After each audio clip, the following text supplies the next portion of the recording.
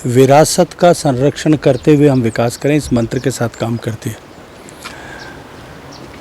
भारत में जो भारत की समृद्ध सांस्कृतिक ऐतिहासिक ऐसे शिलालेख हैं, इमारतें हैं, भग्नावशेष हैं, सारे हमारे ऐतिहासिक जो हैं पुराने खंडहर हैं, उन सब रूइंस एंड रिवाइंस सबको संरक्षित करके आने वाली पीढ़ियां भारत की विरासत पर गर्व कर सकें, इस दृष्टिकोण से आर्कियोलॉजिकल सर्वे ऑफ इंडिया जो है देश भर में ऐसे इमारतों का, ऐसे अवशेषों का संरक्षण करता है।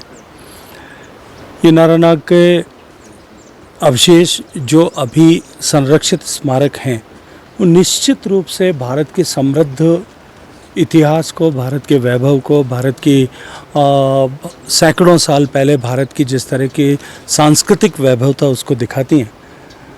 इनका संरक्षण केवल सरकार का दायित्व नहीं है, समाज का भी दायित्व है, समाज के हर व्यक्ति का दायित्व है। उसकी जिम्मेदारी है कि वो इसको संरक्षित करने के लिए सरकार के प्रयासों में सहयोग करे।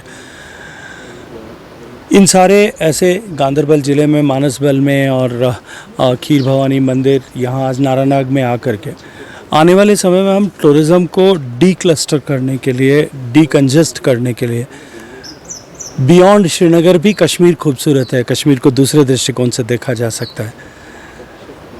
इस दृष्टिकोण से इसे डेवलप किया जा सके, इस पर्पज़ के साथ में ये विज़िट किया है।